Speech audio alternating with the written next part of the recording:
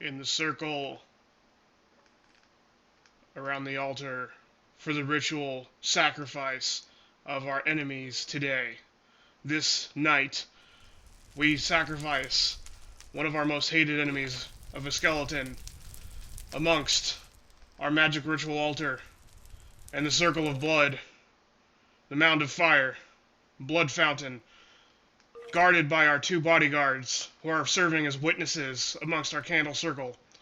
We tonight commit this skeleton for his act of cruelty against our kind.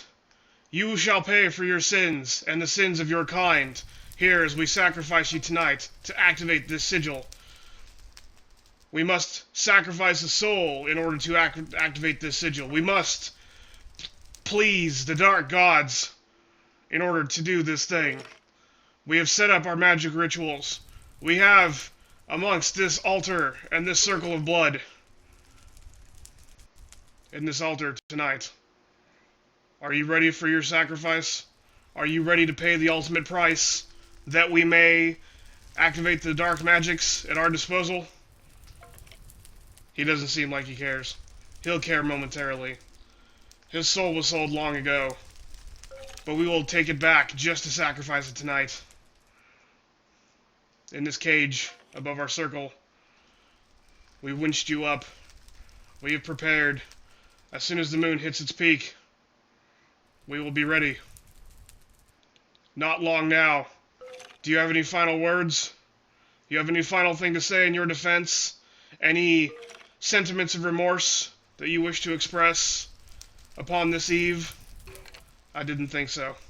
There's nothing you can say. There is nothing for you to say. No defense that you can offer that will be great enough for the crimes that you and your kind have committed. That for the rest of your kind. Burning pyre we commit this evening. We are almost ready. You have not long now. You have only moments before we do this thing to express any regret that you may have. Yes, it is almost time. Mere moments from sacrificing you to the altar of blood, in whence we will join your soul to the altar of those of your comrades we have already taken. We shall take the soul from you that you have long since given up, so that you may wreak your havoc upon our kind. And we shall join you to the altar of blood, the fountain of blood, in which we put all of your kind, to make the power of the sigil, in order for us to use the dark powers against you.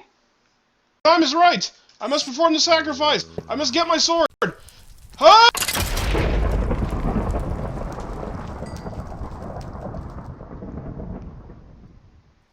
And that is how we acquire the power of the dark gods.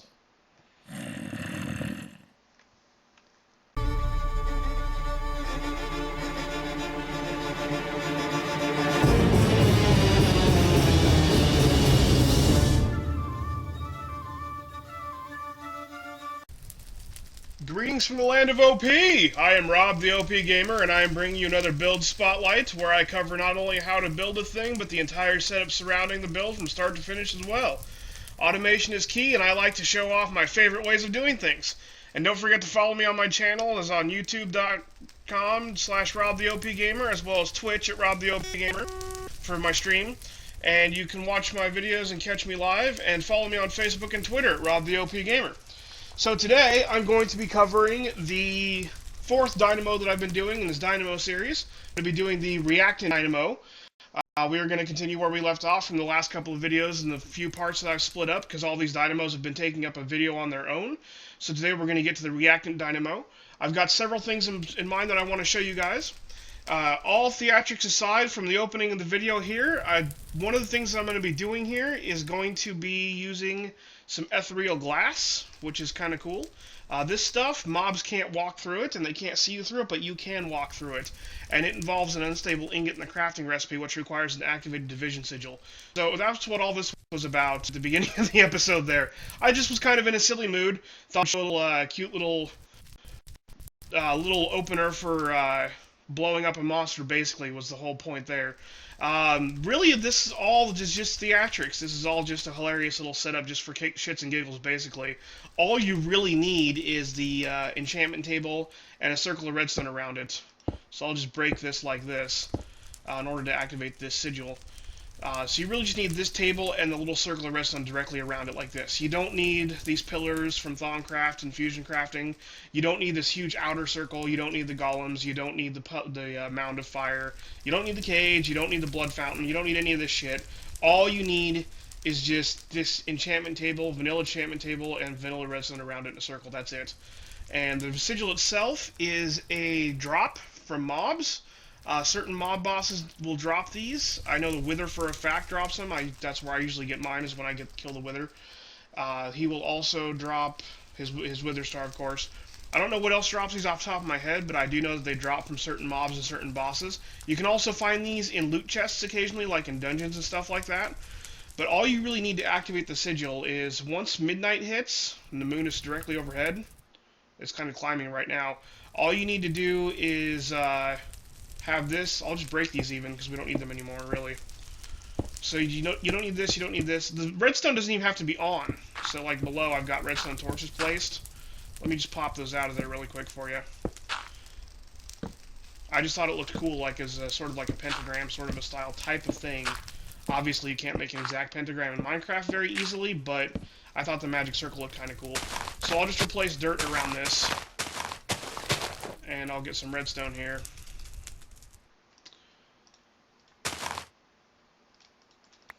There we go. And we'll just circle this with just redstone. Doesn't even have to be on. This is from extra utilities. It's useful for a few things. And then if you shift right click, it will tell you what you need. It says altar has a redstone circle, altar and circle placed on dirt. Altar can see the moon. Altar has sufficient natural earth. That's all correct because it has the dash in front of it. See how it says dash, dash, dash. These are correct. These conditions have been met. These two conditions have not been met. It must not be lit by outside sources. Oh, the fire over here. There we go. So the brightness level has to be 0. If you hit F3, you can see where it says BL. Right there in the second to last row on the right side, it says BL:0. So you can tell that it has to be completely dark. And it has to be right at midnight. You'll tell that it's midnight when the moon is directly overhead, or the inactivated sigil. Let me throw away the activated one so there's no confusion. The unactivated will start glowing like with the enchantment colors. And all you got to do is, as soon as you have your enchantment table and your circle of redstone, all you got to do is kill a monster. It doesn't matter if it's a monster. That creeper will work right there. Come here, creeper. He'll work. Or you can summon a pig. Oh, that's a pigman. Whoops. I tried to summon just a regular pig. I must have clicked the pigman one by accident. Yep, spawn pig. There's a pig. So the pig will work, the pigman will work, the creeper will work. Any sort of pet monster will work, or aggressive monster. You can kill pretty much anything, a spider, a skeleton, a creeper, whatever. So you can see that it's active, just kill something. Oh, there we go. Why isn't it working? Hang on. I think you gotta shift right click first to actually get the thing.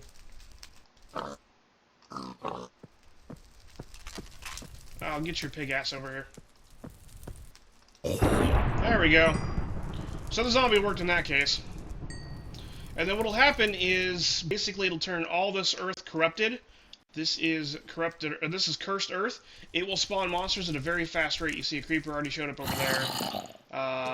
There's a zombie that just spawned right there. Skeleton, another skeleton. This earth spawns very quickly. It's pretty useful for monster traps, but it acts like vanilla spawn mechanics. They won't spawn unless you're nearby. And when sunlight hits, this stuff will burn. So if I turn on daytime really quick, you see the entire earth begins to burn up. You can mine this with a silk touch pick. If you want this cursed earth to be used as a monster trap, just get a silk touch pick before you actually do this ritual to spawn this, and you'll be able to mine this with a cursed earth pick, or with a silk touch pick. But if it hits sunlight or any natural light, it will start to burn. So you got to make sure that you enclose it off completely, so it's 100% dark inside of whatever it is that you're trying to make for your monster trap. So if you want that cursed earth, that's how you get that. But that's how you activate your Division Sigil. And of course, the enchantment table is going to be made. It's a vanilla enchantment table: 4 obsidian, 2 diamonds, and a book, which is just a leather, and 3 paper, which is just made out of sugarcane. So no big deal there. So now that we got that ready to go, let's get on to the Reactant Dynamo and the setup necessary for it. I will go back to base.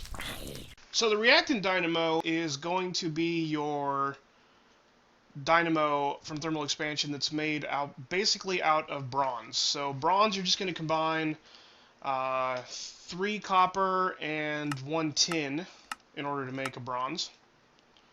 I guess to make the dust, you just need 1 pulverized or powder tin and 3 powderized copper, get you 4 of them. But most mods will also offer an option for creating it with just ingots, so you can just straight mix the ingots together. 1 tin, 3 ingots, get you 4 bronze ingots. So that's the bronze-based gear, and the bronze-based engine basically is going to be your Reactant Dynamo. So you have 3 bronze ingots and 2 bronze gears, which are going to be just 4 bronze around a stone gear, which is just going to be 4 cobblestone around a wood gear, which is just 4 sticks. And I still have that weird glitch from the helmet stick. Sour about that. So, and of course you put it in this pattern with a redstone, and then you need your redstone transmission coil, which is a silver ingot and 2 redstone dust on either end. And basically this thing, it runs in a very similar fashion to the other ones in that its interface has your redstone enabled, low, disabled, or high, and it can also put out a maximum of 80 redstone flux per tick. This guy runs off of reactants, so there's several different types of things that react. It's like a chemical reactant is basically what's going on here, and there's several weird different things that can go on. This video, for my specific purposes for my video, I'm going to show you a setup using mob essence and gas tiers. That's how we're going to fuel this thing. There's several different combinations, and what I'm going to do is I found, or not, I didn't find it, my server admin Xavier found a Reddit post that actually gave a list of all the different reactants and how much power you got out of how many buckets of what. So you need 1 item and 1 liquid of some kind to react. And there's different shit in there, like you can use sewage from Mine Factory Reloaded. You can use creosote. Different liquids will work just fine, and different items will work just fine. And I will post that link with this video so so everybody can see what all liquids can be used for it. I like to use mob essence and gas tiers because I can set up a kill box for a gas kill box. Anybody that might have seen my old gas box video will like this a lot. But you basically put the items in there and then you fuel it. So just right click this a few times, and you can see it turns on. The mob essence fills up and it activates. It lights up and everything. And now if we look at this, power output 80 redstone flux a tick, and we can see the cell is filling up. So that's basically how it works. It's reacting the mob essence with the gas tiers. You can see there's 1 gas tier used, and you can see the mob essence millibuckets is going down. So basically all you got to do is get a way to bring in mob essence and stuff like that. So let's pop these out of here. We don't need those for right now. And outside here, I got one kill box already set up, and 1 space for a kill box that's filling up with monsters because it's not lit up because there's no box there. But I've gotten this space ready to go. We're going to build another box right here, and this one is already ready to go. Doesn't have anything inside of it yet. One of the previous episodes, I showed how to catch a safari net. This is going to be using a Mine Factory Reloaded setup for this box. We're going to spawn ghasts in here, and we're going to spawn blazes in here. And I'll tell you why in a few minutes. This is all basically going to operate off of the sewer. I've got a little setup over here just to demonstrate the sewer. The sewer is from Mine Factory Reloaded. And let me actually just grab one of those really quick so we can show how to make them. The sewer is going to be 3 plastic sheets, 2 bricks, a bucket, and a factory machine block, which is just 3 stone and 3 plastic sheets get you 3 of those guys. A plastic sheet is 4 raw plastic, gets you 4 of them. This is smelted out of a rubber bar or an industrial craft rubber if it's cross-compatible. And the rubber bar is smelted out of raw rubber, which is a world gen. There are Mine Factory Reloaded rubber trees you can find as you're wandering around out in the world and you come across them. They have bright green leaves. They're pretty easy to recognize. That's how you get the rubber for Mine Factory Reloaded. And of course, bricks are smelted out of clay. And your bucket is going to be just 3 iron ingots, like so. And what these guys do is, if you have animals on them, like I've got animals over here, I've got these cows set up. Anybody that saw the compression dynamo probably saw this for the fertilizer. But if animals stand on them, it will make poop. Observe. poop. As the animals walk around, they will shit, and this collects the shit. And it's coming into the tank right there. But they will also collect experience. Like when a monster drops experience, if you're like killing your cows, if you have like an automated slaughterhouse going on and they kill the cow on top of it, it will also collect the experience. And let's demonstrate that really quick by getting a Bottle O enchanting. Because when you break one of these, it drops a few experience. Let me just... There you go. See the experience orbs landing on the ground there? So if I drop this on the sewer, I've got a little tank right here with a fluid duct. The fluid duct is also a mine factor... Or, I'm sorry, the fluid duct is a thermal expansion machine. You're going to have... you can use hardened glass or apparently infused quartz glass with 2 copper ingots. The hardened glass is used in an induction smelter, which is also a thermal expansion machine. 8 obsidian dust and a lead ingot or lead dust will get you 2 of these guys. And you just pulverize inside of a pulverizer, which is another thermal expansion machine, to get the dust. If you just throw an obsidian in there, it gets you 4 of these guys. So you need 2 obsidian and 1 lead, basically. And that'll come through. It'll automatically output into the pipes. You don't have to do anything fancy with this, like a lever or anything like to automatically output. Throw this down on here.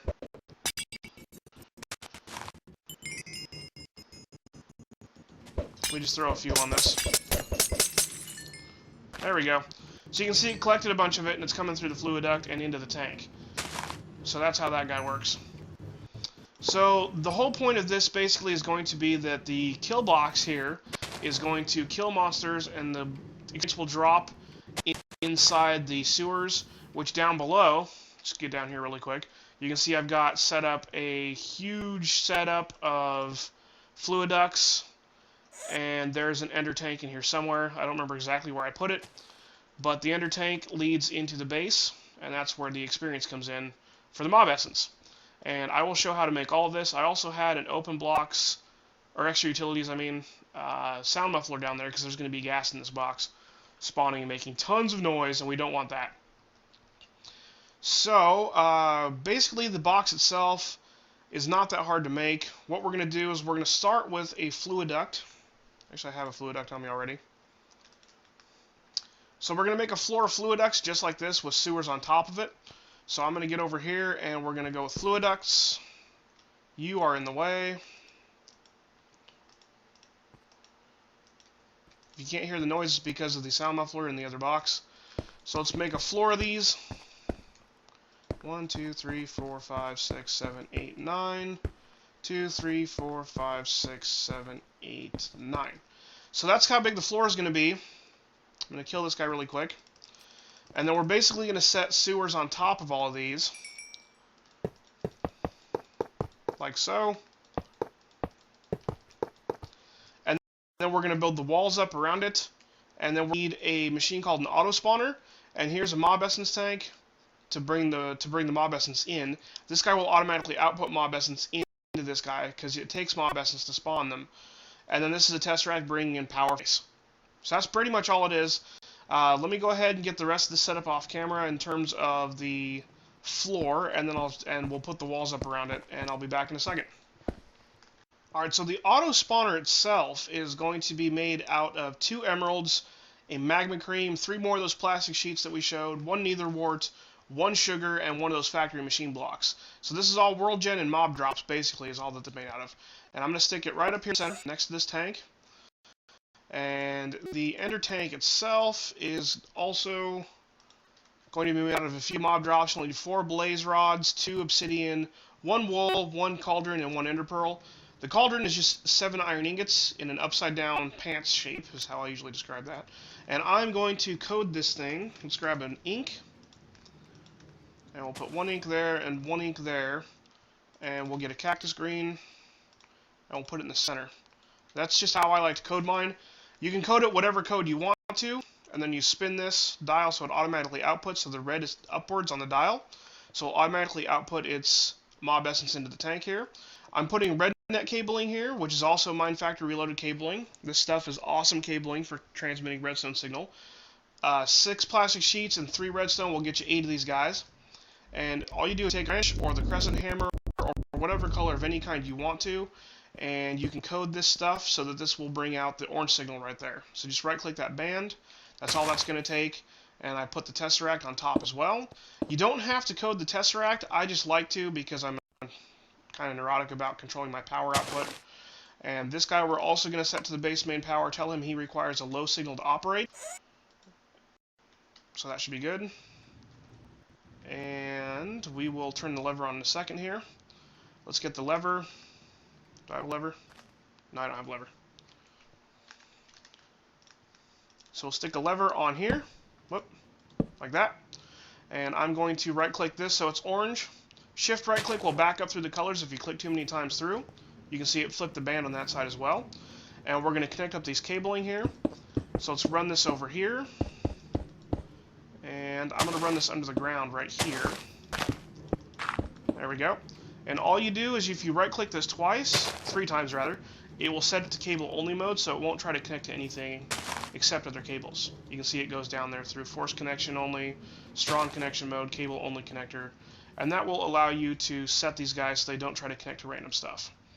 I mean, it doesn't really matter too much because we have the signal coming down the orange line, and that was all white by default, but hey, might as well control your signal while you can.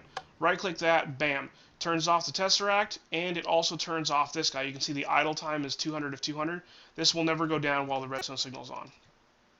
So now we're just going to finish up this floor here, and that's really all there is to the gas box or to the kill box itself, at least as far as the internal workings goes. Then we need to set kill side with the walls over there, and that's going to use some autonomous activators with swords in them, and we'll get to that in a second here. So let me finish up this floor, and I'll be back with the wall. Alrighty, so we got the walls and everything up. I'm just using some blocks from extra utilities as well. These bordered stone here is made out of 4 edgestone bricks, get you 4 of them. 4 edgestone bricks is made out of just a 9 pattern here. You use regular stone bricks in the center, which is just vanilla bricks, and 4 stone on the edges get you 9 of those guys. And of course the stone bricks are just going to be 4 regular stone. Like bow, get you 4 of them. And the glowstone glass is nice. I like to use the glowstone glass because it glows like, it glows like a glowstone or torch. I like to use it because it means less torches having to be used to light up areas. Just you place it and the glass itself glows. And it's just 4 glowstone around a thick glass, thickened glass, which is going to be smelted out of sandy glass, which is made out of 2 glass and 2 sand. So it's a little expensive on sand, but as long as you get next to a beach or a desert or something, you'll be fine. I just like to use it all over the place because it reduces the need for torches. So that's that. And so we got the box and everything set up. This wall is going to be the kill box, and I'm also going to get some fans set up here. A fan is going to be made out of 1 iron bar, 1 iron ingot, and a stone slab or cobblestone slab or brick slab or whatever the hell. Well, slabs are just made out of 3 of a block. So there you go, just like that. Bam, get you 6 of them. The fans are nice because they push entities. See? If I stand in front of it, it just pushes me backwards slowly. So what we're going to do is this is going to be the kill box side of this, and we're going to have the, just like this side is set up over here, this is all going to be from thermal expansion, autonomous activators. We're going to load these up with swords, basically, is what's going to happen here. Looks like I haven't done that yet. Oh, I did do that, but we had an update. So what's going to happen here, I have to change all that shit. Some ethereal glass right here in the center. And this is the stuff that's going to use one of those ingots from before. You get that activated sigil we made in the beginning of the video. 1 iron ingot and 1 diamond gets you 1 of these. Now, it's really, really touchy, that stuff, because we're going to make swords out of that as well. We're going to get ethereal swords. Sword. Let's see if we can find the sword itself here. Whoop. Swapord! Absolutely. Etheric sword. There we go. And this guy is made out of a typical sword recipe, except for his 2 unstable ingots and a stick. Now, the reason why this is a pain in the ass is because I'm going to demonstrate over here really quick, somewhere a little ways away from what I'm building. If you get your crafting table, you have to use a vanilla crafting table. Nothing with an inventory will work. You have to have a vanilla crafting table. And let's get a diamond. And let's get a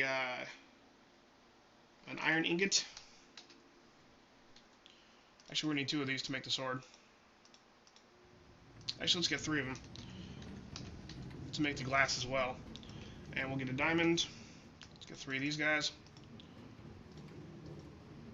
There we go. And let me get a stick. we'll get some glass. And I'm going to demonstrate this really quick here. What I'm going to do, just to show this off really quick, how unstable these are, is I'm actually going to get, let's get a sigil. Let's get an activated one here. There we go. There's an activated sigil. And we will get one other iron and one other diamond. I should have just got all of them at once, but I wasn't quite thinking this out ahead of time. Herp-a-derp. Sorry about that, but here we go. So what happens is you got to do this really quick. You put your sigil in the center, you put one of these, and you get your unstable ingot. Now what's going to happen is this does not get destroyed. You have to take this back off the grid, and then you only have 10 seconds. Look, it says right there, error divide by diamond. This ingot is highly unstable and will explode after 10 seconds. Will also explode if the crafting window is closed or the ingot is thrown on the ground. Additionally, these ingots do not stack. Do not craft unless ready. Must be crafted in a vanilla crafting table. So basically what happens, this will blow up. And this is like, I think, 2 or 3 times more powerful than a creeper explosion. This has blown my ass up through full armor and full setup and endgame stuff. I'm talking like power suits and shit like that. This is no joke. So I'm going to make one of these and throw it down really quick. Bam! You see how it exploded? Oh, it didn't do any damage. That's cute. Or it didn't do any block damage. But it did, in fact. Oh, I was going to show off the crafting aspect of this here. So basically, it just blows your ass up, and it does a lot of damage. And I'm talking a lot of damage. So you have to be really quick on the uptake here to craft this. So let's make a sword really quick. I'm just going to show you guys. We'll even count. So we need to make 2 of these. And I should probably empty my inventory a little bit here. Let's get rid of the sword for the moment here. And the glass for the moment here. So what's going to happen is, let's turn off the rain so you can hear me better. You have to be really quick, so you have to manually take these off of here. So let's go. I think you can shift click. I believe you can shift click. I'm not going to chance it though, so you go like this. Bow. Whoop, shit. Oh, fuck, I'm fucked already. Sword? Nice. Oh my god, you saw that turn yellow? It was about to explode. So you have 10 seconds to do all that clicking. Shift clicking is going to blow shit up. I think shift clicking blows stuff up. Let's try to shift click. I don't know why I keep popping out my crafting table like that. Let's shift click one really quick. Let's get another diamond really quick here. I wonder if shift clicking one out of the table will blow it up here. I think you can shift click one off. Yeah, you can, as long as you don't close the window. And you can see the timer explodes in 7, 6, 5, 4. So let's get rid of that. So you can shift-click them off the table. That's a good thing to know. So let's do this. So let's go shift, and then you put this guy in the center, and we'll take our glass, and you can click and hold to get that all that out there, and bam, shift-click that off there, and you get your ethereal glass. So, perfect. So you gotta be really quick on the uptake with that shit. So we're gonna put the ethereal glass in the center here, and the only reason I'm doing this right here is because the monsters can't see through this and can't attack through it. They even move through it. It's a solid wall to them, but you can move through it. And then you can come in here, or you can come across into here. And the only reason I'm setting this up is in case you need to come in here to alter your tesseract or mess with your ender tank or whatever. So it's just acts at all. It's just something so you don't have to have a door which zombies can break down. It can be a pain in the ass. So next we're going to get our autonomous activators here. Oh, fans, right. So we're going to put some fans in. I'm going to put one here. Actually, let's put one facing this way. And then we'll put one over here, facing this way, and we'll put one in the center. There we go, that works. And then I'm going to put one in the center here as well, and we'll put one there. That should be plenty enough for gas, because gas are huge fucking asses, and that works there. That way it blows them when they spawn, it blows them into the wall to get. That's the whole point there. And then we need autonomous activators. Autonomous activators here. This is a thermal expansion machine. You need a chest and a piston, pneumatic servo, and 2 tin. The course is 8 of any type of wood plank. The piston is going to be your 1 iron ingot in the center, your redstone, your 2 cobblestone, and your 3 planks. And of course, if you have other alternative recipes like Darkcraft, you can use force ingot. And then your servo is 2 iron ingots, 2 of any kind of glass on either side, and a redstone in the center. Not that expensive. You probably don't even need it as I have it here. You could probably get away with a 4-high wall. I just like to do 3. And then of course you're going to use, I like to put the cabling up on here with the orange signal so I can turn off the entire box, because these guys will just run forever. And basically what these do is when you right-click to open their interface, you have your left click and your right click. You just click to change that, whether the autonomous activator is left-clicking or right-clicking. But this simulates a player using whatever you put in here. So if you put a sword in here, like this, it's going to act like a player is clicking with this sword. And it's left-clicking or right-clicking depending, sneaking or not sneaking, so if you're shifting or not. Round robin item uses one, it'll use this guy, then this guy, then this guy. If you have different things in different slots, it'll go through them. And an aim level, aims straight forward, aims one up, aims one down. So you can change where it's clicking at as well.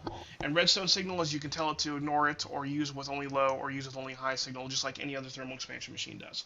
So your typical interfaces with thermal expansion are all here. And basically this is going to be the kill wall. The reason we're using etheric swords with the unstable ingots is because they never get broken. These guys have infinite durability and will never ever break. So if you use stone swords or diamond swords, they would break eventually. They'll still use up their durability inside these autonomous activators. You'll have to come through and replace them regularly. What we want to do is we want to use some sort of sword that doesn't break. So we're going to use etheric swords just for that purpose, and all you're going to do is you're just going to place these up here. They will face you whichever direction you're placing them. So we can step back a little bit. There we go. You can see they're right-clicking already. They're already doing their little thing there. You can see them kind of, like, sort of, you know, whom, whom, whom. They're actively trying to do whatever they're doing. And you can also see that the fans are pushing me into the wall here. So it's a pretty good range on those guys.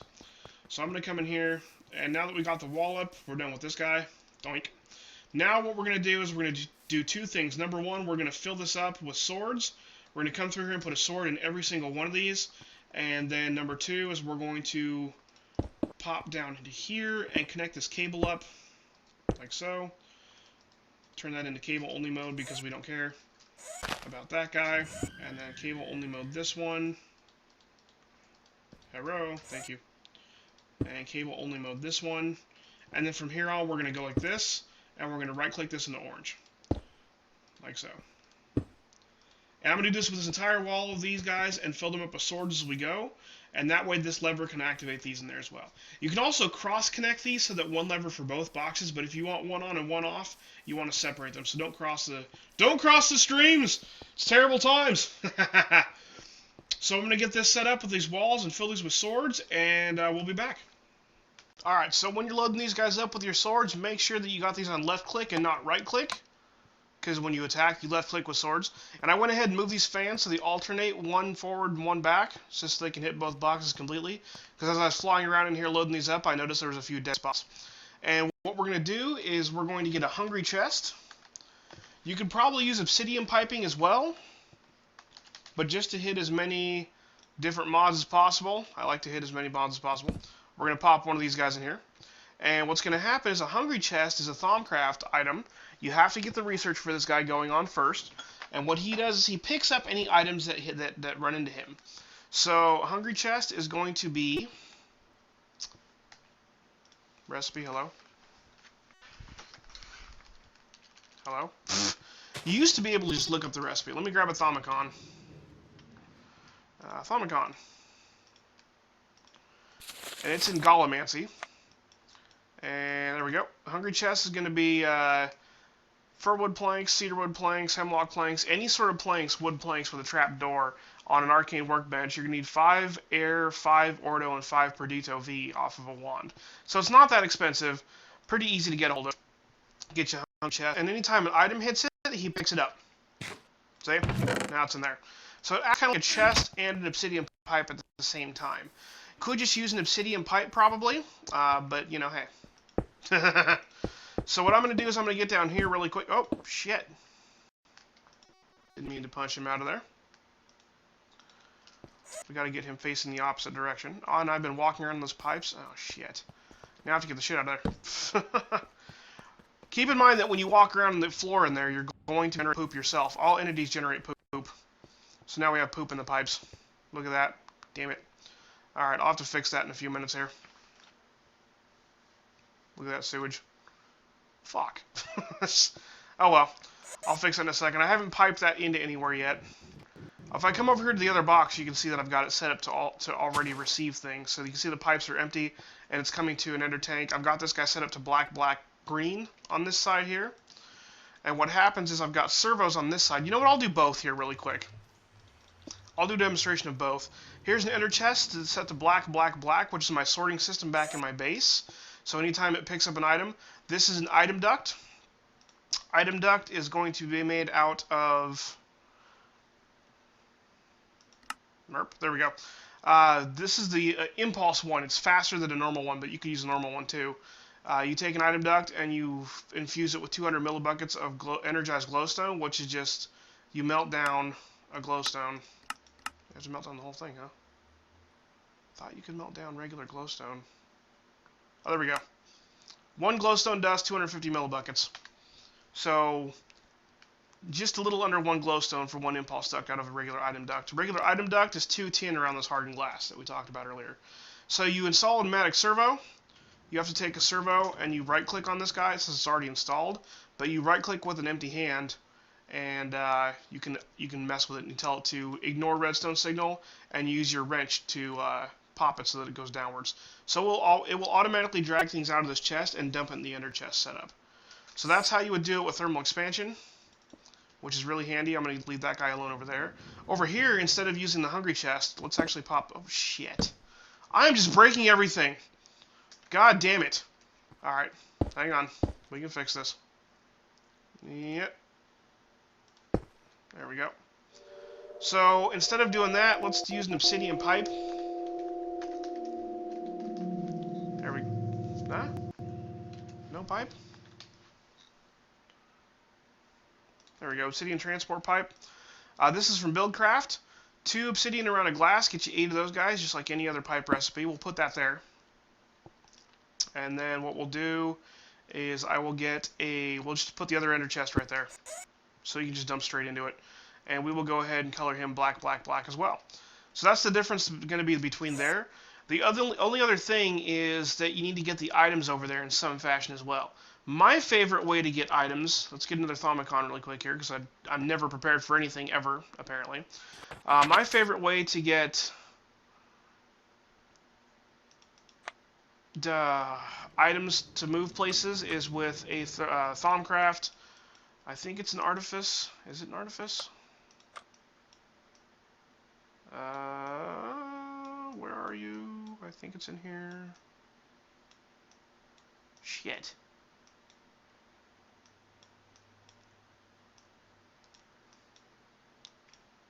Arcane Ear, Magical Storage. What's this guy? Runic Boots. Oh, okay. Maybe it's not an Artifice, because I'm not seeing it. Is it a Thaumic Tinkerer item? Might be a Thaumic Tinkerer, if it's in here. Gaseous Tenebrae. No. Wait. No. Not what I wanted. Is it over here? Yee. You know what? Let's look it up really quick. Attractor. It is Thaumic Tinkerer item. Which means it's in here somewhere. Shit.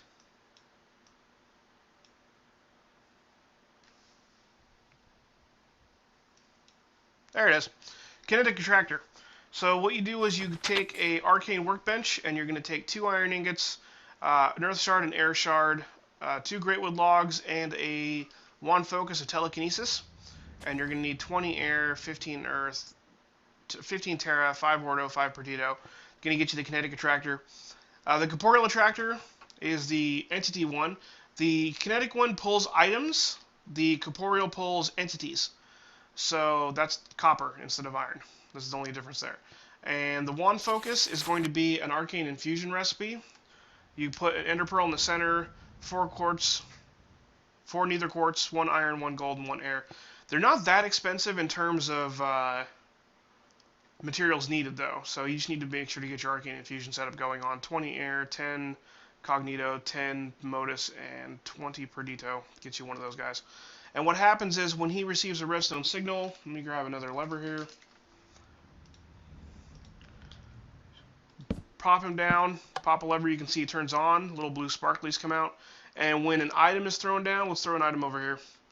You can see that it gets pulled to it. That happened kind of quick though, so let me do it again. I'll kind of face this. There you go. See, it pulls it to it like that.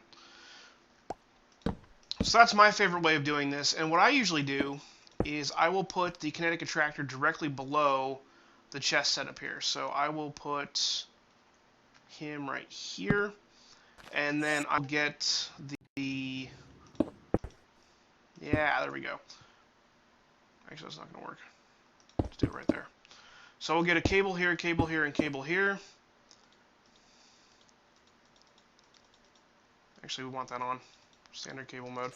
And then the lever is on, which is keeping... The lever is being turned on is keeping that guy off.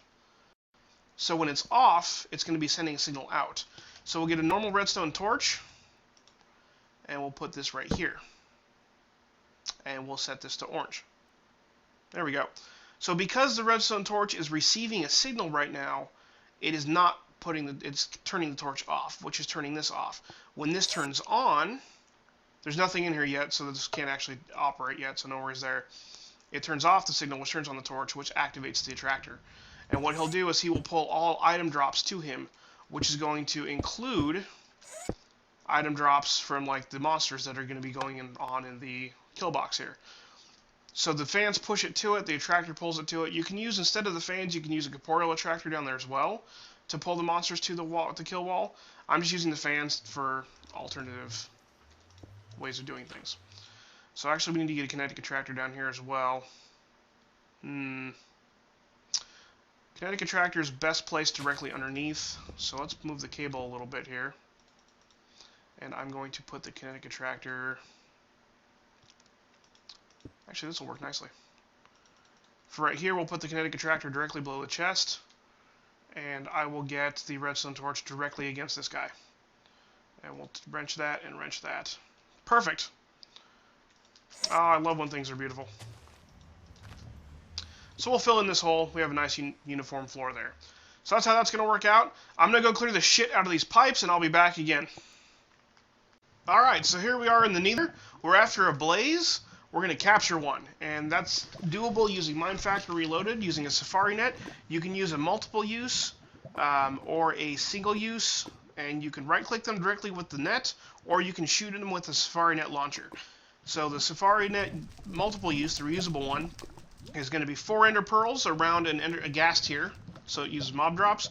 The single use is going to be 4 string, a slime ball, and a leather, right there like that.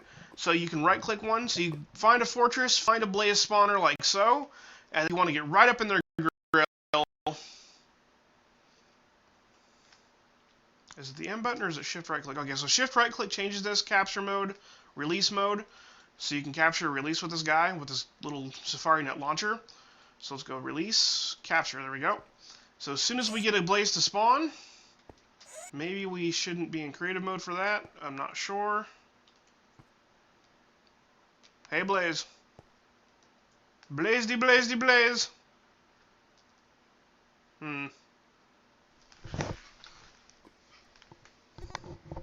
Blaze-de, blaze-de, blaze.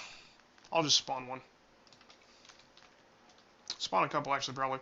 So you find your blaze spawner. You get a blaze. Oh, we're in peaceful, that's why. Herpaderp. There we go. So you can get right up in the grill and right-click with him. Actually, I know I can't be in creative for this. Let me get out of creative here. Right-click to catch one, just like so, or you can launch. You see that, how it hit him like that? You can pick that guy up. So let's, oh god. That was almost terrible. Woo! Forgot that I was in that quick a time, just like that, I forgot that I was in creative. Holy crap. So let's go up here for a second. So if we shift right-click, we can change to release or capture mode. The single-use net, you saw that I right-clicked with them. You can do that with either one. Once you right-click again... Oh, I'm in creative, that's why. God, sword. Jesus. Okay. Let's get out of creative mode again. Hope I don't die from burning. Oh, good. With the single-use, it goes away. See that? Now it's gone. Now, the reusable one, you can just place them and catch them and place them and catch them and place them and catch them as many times as you want to. If you change this guy, shift right click, release mode, you can shoot the thing to release it. Pick it back up, shift right click to catch, shoot him again, right clicking shoots it. So that's how you're going to get yourself a blaze rod. The net launcher, let's go back to creative. The launcher apparently doesn't have a recipe.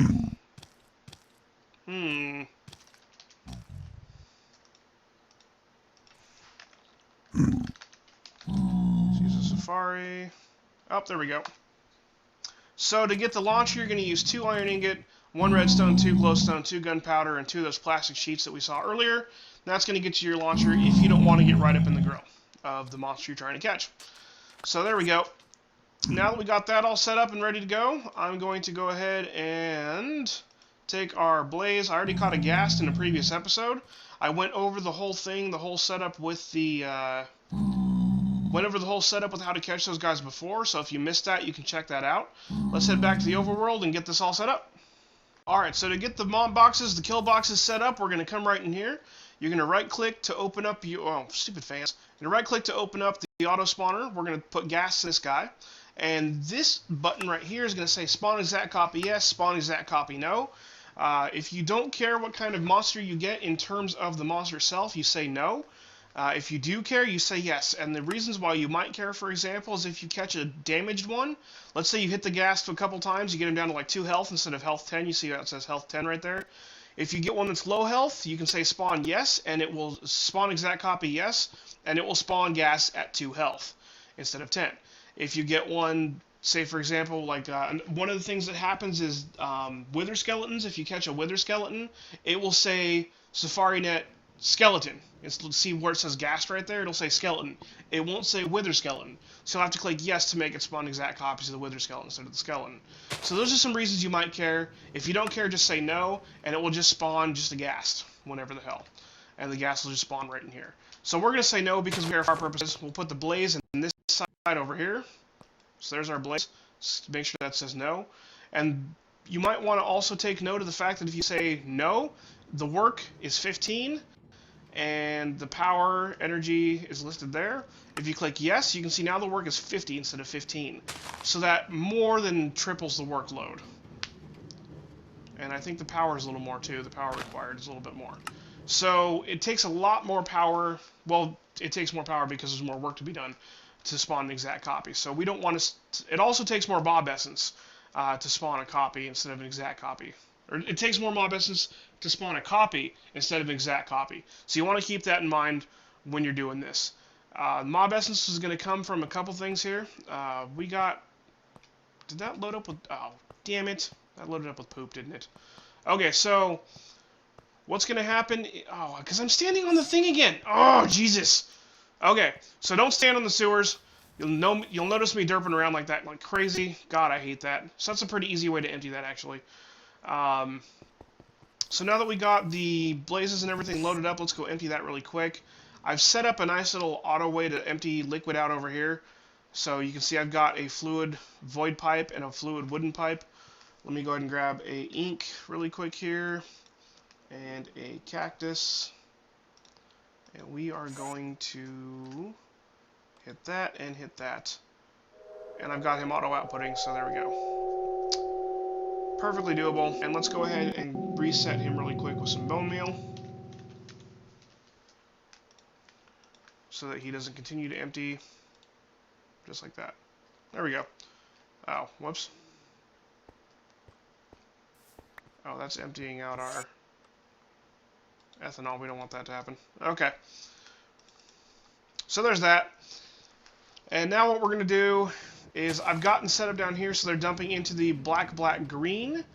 And the black, green, black are the outputs. So what's going to happen is we're going to have an input and output underneath of here. I'm just going to come down here really quick. You can see that this is black, black, green. And you can see the pipes in there are black, green, black. So we have to have an input and an output. So let's get back in the base and check that out. Alright, so I made a little spot downstairs underneath the workshop here. Let's get down here really quick. Made a little spot for some tank. I'm going to make some open block tanks. The open block tanks is 4 obsidian and 5 glass panes. glass panes are, of course, just 6 glass. Makes you 16 of those. So these guys are really cool. You get 2 of these out of a recipe, and they just kind of stack up. So I'm going to fill this up with all of our liquid here. With all the mob essence we're going to be getting, I should say. So we're going to come in here.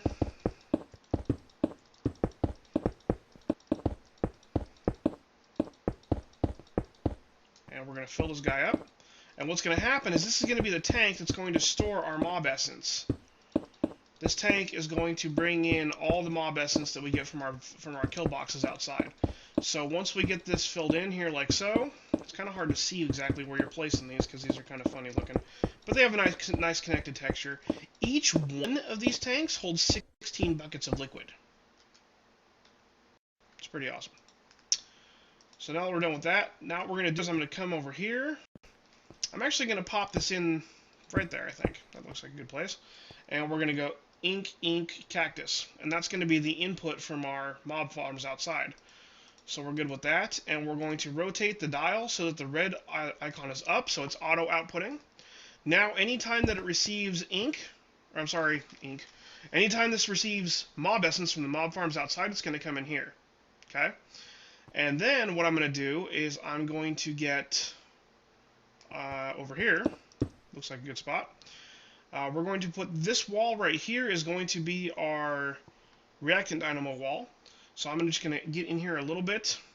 And if you are going to be bringing liquid in from anywhere, let's get a fluid duct right there. And actually, let's get another ender tank. Need one more, I forgot. Ender tank right there. And we are going to take our ink again and our cactus. And we're going to go ink, cactus, ink. And the reason why is because you can color these any way that you want to.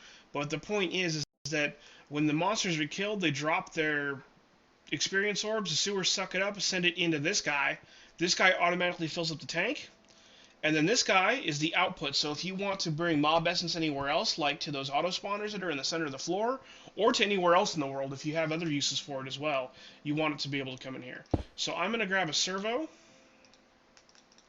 And we're going to servo this guy, servo installed, and we're going to tell him to, oh, he's already ignoring, so that's good, and we just right-click that. So now he's going to bring it out. He's going to bring the mob essence out, and this is our output tank.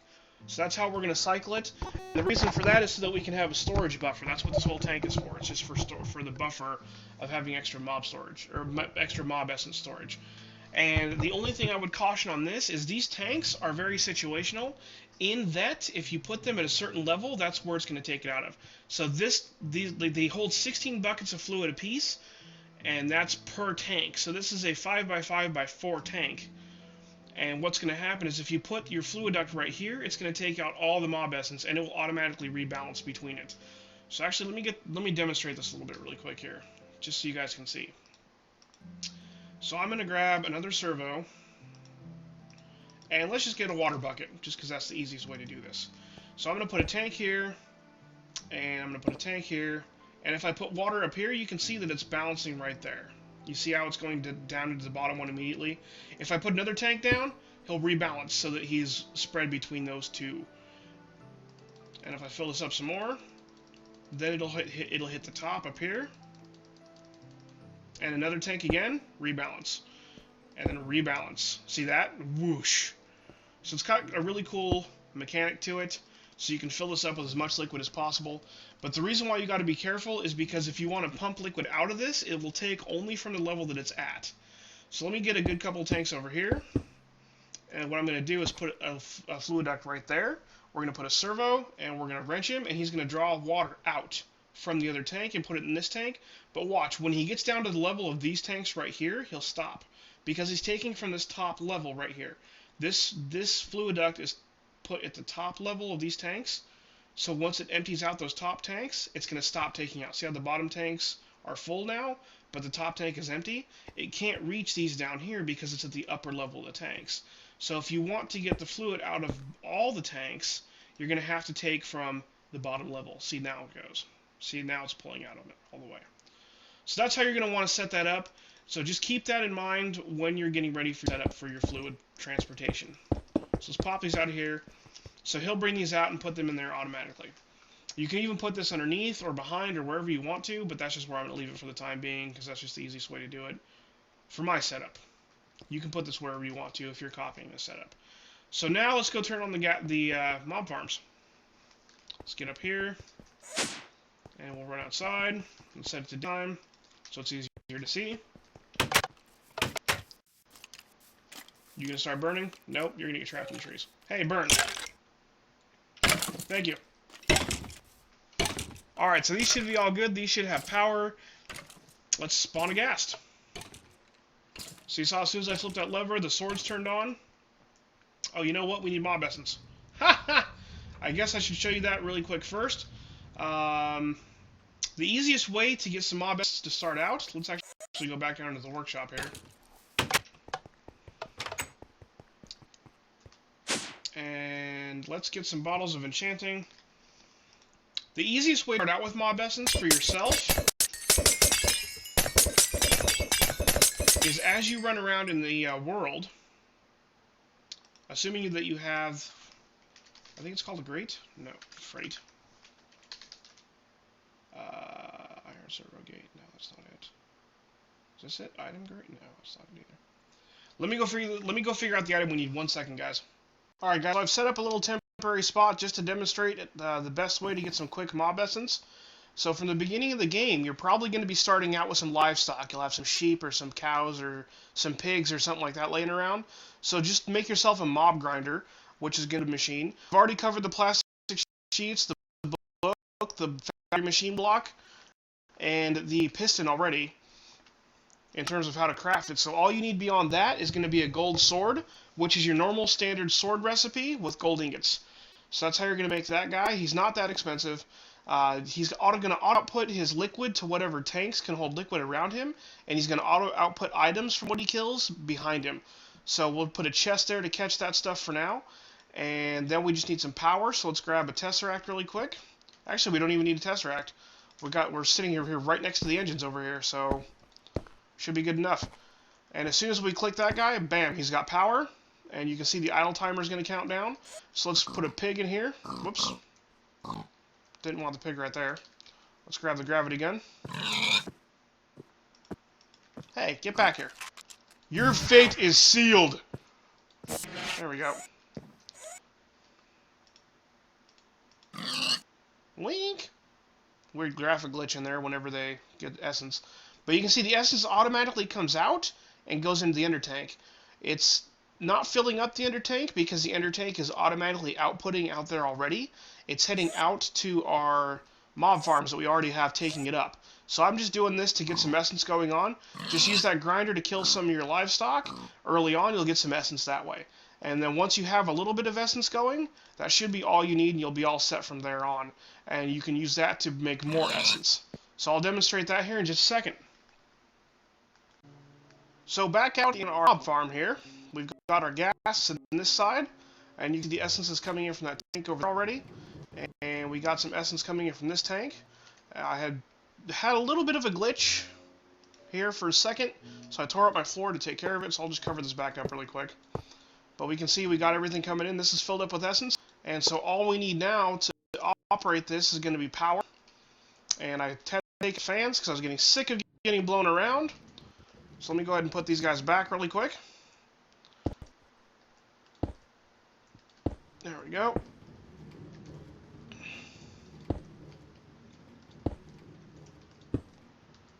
They have a hell of a range on them, so you got to be careful. Whoa, jeez. Alright. Let me get some more ethereal glass here really quick here to cover this up.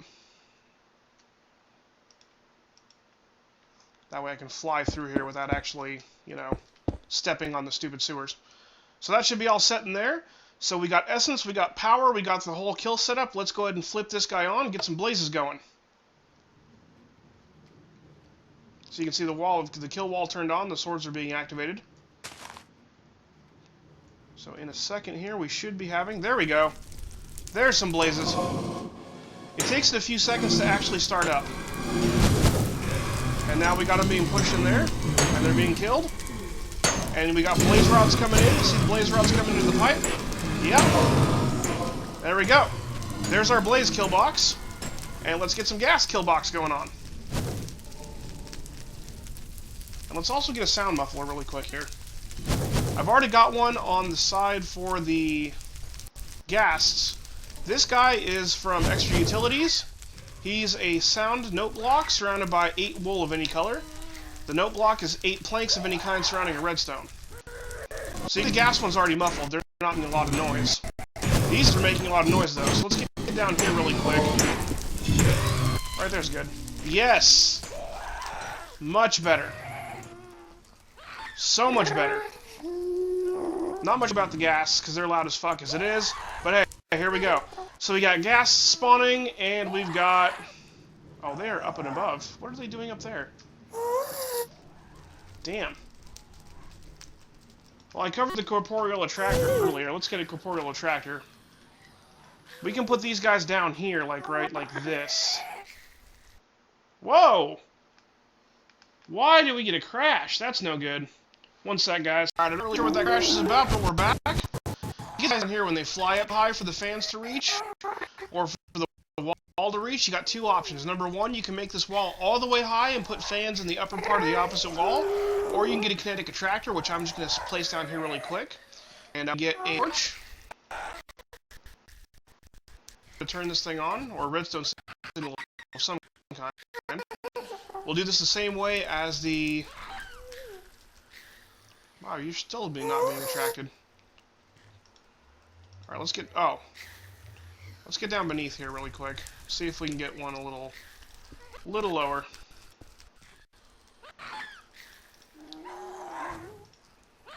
Yeah, we'll get down over here. And let's bring our cable in. Yeah, this will be good.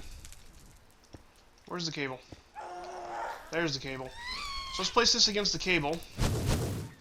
And we'll turn him and that right there. Let's get out of that hole. There we go. We can pull downwards. So we're all set there, and we can do the same thing on the side of the blazes. Let's just pop our way down here really quick. And this cable we'll have to bring...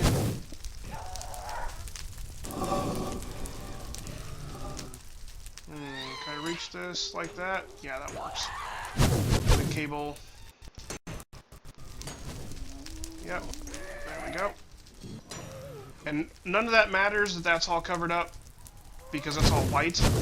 We don't have to necessarily turn those into cable only if we don't want to. And I want the kinetic attractor for this guy to be right here, I think. So let's go ahead and put him here. And we'll get that, and that, and that. There we go. And with those in those positions, you don't necessarily need the fans anyways, but to have, just because sometimes those kinetic attractors, or sorry, the corporeal attractor only has so much range, really. And with the lower range, why are those guys off? What's the deal there? He needs a low signal. He's getting low. He's probably receiving redstone signal from somewhere. That's a little strange. Oh, you know what? Through the block here, I betcha. Well, no, that can't be. There's redstone signal coming in there somewhere. I've crossed a wire somewhere. Don't want me tearing up my floor to look for where I crossed a wire, so just keep in mind. I didn't cross a wire over here somewhere, so it's got to be at that cabling directly below there somewhere. So I'll get down there and fix that between this episode and whatever other episodes we do with these kill boxes. So you can use the fans or the attractors, make tall walls if you want to, but those are the various ways you're going to want to pull these guys into the walls. And we probably have a ton of mob essence already, so let's get down here really quick and check what we've had in just these few minutes that we've been running this into our basement below. So let's see, gas tiers are up here. We already have 130 gas tiers plus this stack. These storage units don't count this stack. So we have 198 going in, and we've already got 164 blaze rods. So we already got tons of blaze rods and tons of gas tiers, and the mob essence is filling up really quickly. Look at this. We've almost got half of the lower level. So this is a 5x5, 25 tanks, half full apiece at about 8 buckets. So just in that amount of time, that's how much we've gotten out of there. Now, the reason why I suggest using a blaze is that you're like, well, Rob, why am I making a blaze and a ghast? Maybe that's been a question in your mind the entire time when you could just get the mob essence from the ghast. And it's true, you can. It's a very easy way to do that. But there's the biggest reason is because the ghast costs, I don't know the exact numbers. There's math to this. I don't know all the math off the top of my head. But the gas costs, I think, like either half or 3/4 of the amount that they cost to. They only give you half to 3/4 of the amount that they cost to produce.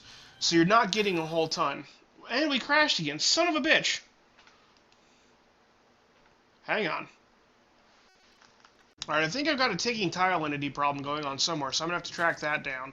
But anyways, the gas produce not much more than they cost to make. It is a positive surplus, but it's not a huge positive surplus. I think it's something like a couple hundred millibuckets maybe, 100 or 200 millibuckets, 300 millibuckets, somewhere in there for the surplus for the gas. They cost quite a bit. The blazes, however, you get, I think Xavier, when he was looking through things, when he was looking through the math, he did the math on this for me. They only cost, I think, about 1/4 as much as they produce. So you got like a huge positive gain with the blazes. So I suggest doing one of each, just so you have a nice positive surplus as well as the production that you're making. But you can really, if you don't need too many engines, then you can really set it up however you want to with that. So let's get down in here really quick, and to wrap up the episode, I'm going to set up the. I'm going to go over the setup for the actual dynamos themselves. So let's get those put into place. All right. So if anybody needs a tutorial on how to do an applied energistics system, which is how I'm maintaining this whole base, I can do that at some point. But what I'm doing is I'm managing everything with applied energistics. So what we're going to do here is I've got an applied energistics line running up above already. So I'm going to cover that up really quick. That's just for upstairs stuff. And I'm going to get behind here. Actually, I need to uncover that anyway because that's where the mob essence line is going to go. So let's pop this out all the way along here. Yep. And we're going to get fluid ducts. Like that. And I think we're just going to go along here for this. Looks good. And we need to connect this up here, so I'm just going to do another one like that. Well, no, I think I'm going to run along the one line, so let's go behind it briefly here. And I'm going to wrench that a couple times so that that doesn't connect. And we're going to get the same thing here. And oh, that's a power cable. There we go. We don't want that to connect to there, and we don't want that to connect to there. So just wrench those a couple times. Otherwise, you're going to be taking out of the tank and dumping right back in immediately every time. So then we'll get the dynamos going on. And these guys will go here. And I have already covered how to make the resonance cells, so let's just grab another one really quick. Grab an empty cell, just stick him right there. Covered how to make those in the last like 3 episodes, so if anybody wants to see those, you can go back and check out how to make those. They're not that hard. And we're going to cruise through here, set up our dynamos, and they're already filling up with moss. See that? Coming out, whoop. Done with that guy, actually. I can put him back away. You can see the mob essence coming in from the tank over there. So we got mob essence coming in. And now we need to get behind these guys, and I'm just going to pop out the wall from behind here. And we're going to grab our applied energistics line up above. So I think, yeah, we'll just do this.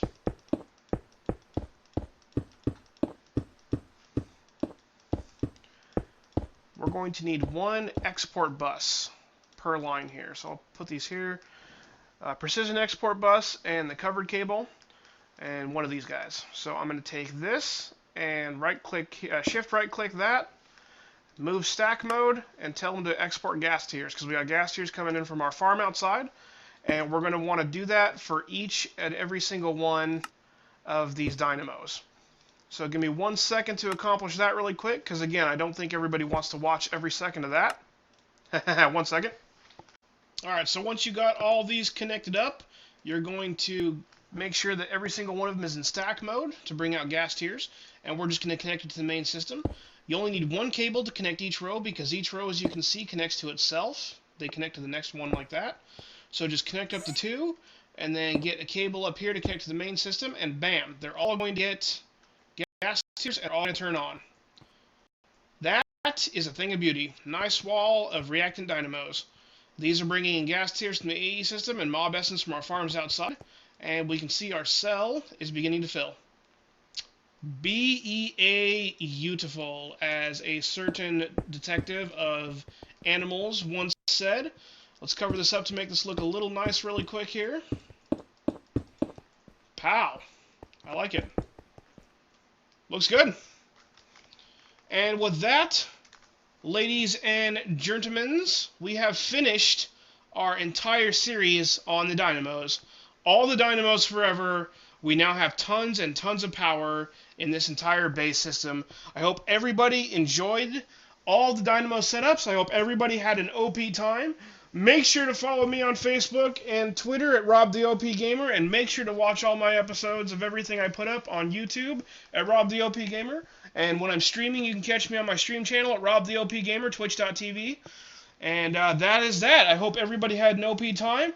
Next episode, we're going to put all this power to use and make a giant, awesome automated mining machine. I cannot wait to do that. That's what all this has been gearing up for. So here's your desktop for your collection of making screenshots for my desktop, or for your desktops. And I hope everybody enjoyed it, and I will catch you next time. Later!